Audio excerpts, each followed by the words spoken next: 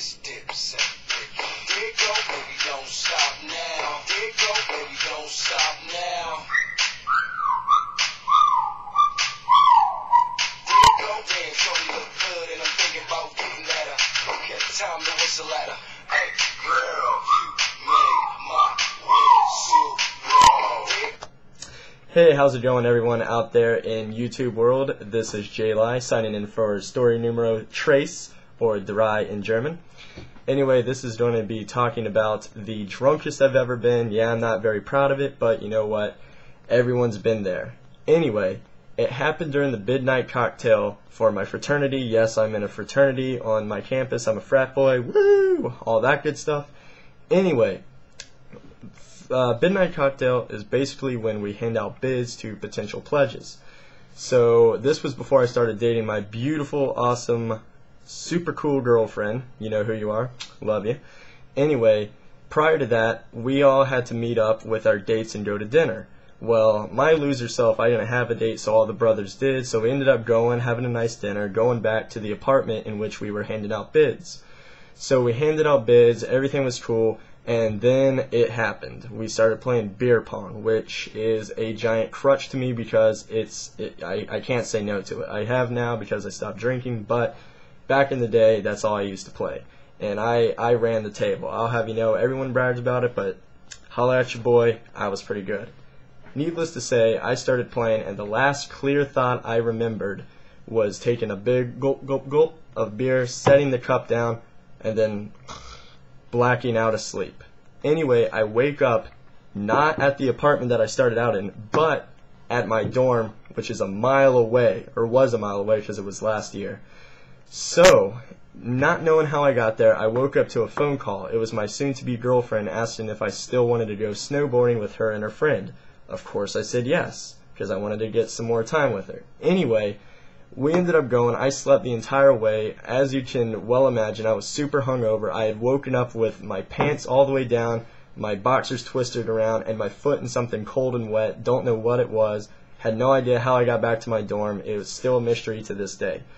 Anyway, we get to West Virginia where we snowboarded, and I end up having the flu. Stunk up the bathroom, threw up like crazy. Why the girl that I'm talking about ended up dating me is beyond me. She's a saint. If you guys see her, tell her what's up. Anyway, when I get back to Chapel Hill, I still have the flu, and I start asking questions. What the hell happened that night?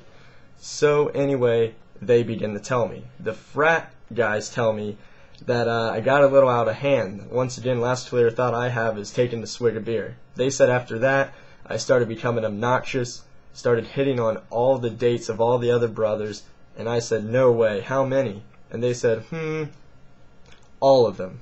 So yeah, that kind of got to me. Plus, I stole one of my frat brother's girlfriend's little airplane bottles and just started drinking them and throwing them around. I had stripped down to just about only, basketball shorts and a wife beater. And everyone tried to calm me down and tell me to stay put, but instead I said fuck that and just ran away, and that's how I got back to my dorm.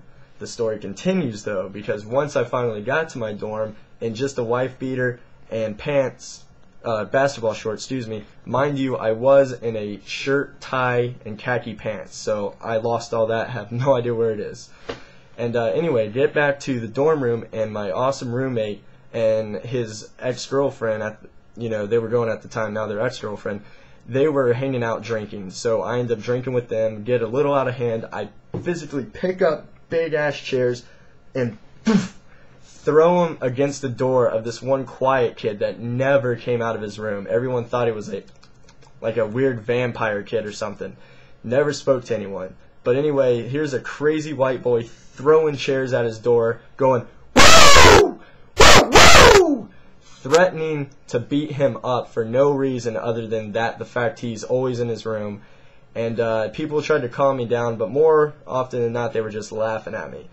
Anyway, I run outside, don't know where I went, came back, ended up breaking into the lock and going up to the the attic area of the dorm room I was in last year, took a piss on the floor, which of course is the ceiling of all the people's rooms. How it didn't leak through is beyond me, thank God, And anyway, I came back down, ended up going back in my room where my roommate was just laughing hysterically at me. And for some reason or another, I walked in, looked down at an orange that he had just cut up for his beer, picked up his orange, looked at him in super contempt, walked over to his laptop,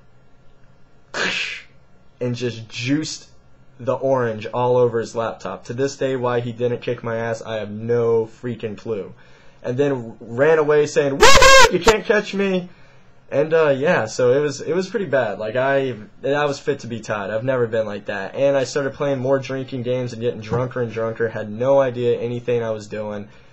And I don't know. That's one of the main reasons I don't drink anymore, because J-Lie does not need to be acting like that. Needless to say, I went crazy. You know, caught the flu because a crazy white boy was running around campus with basically no clothes on during the middle of January. Not the brightest idea. So for all you party animals out there, the only parting words I could give you is take it easy, keep your pants on, and yeah, that's pretty much it. Hope you enjoyed the story. I'll come up with some more. Give me some feedback so I know if I'm doing this shit right. Anyway, talk to you later. J-Lie signing out.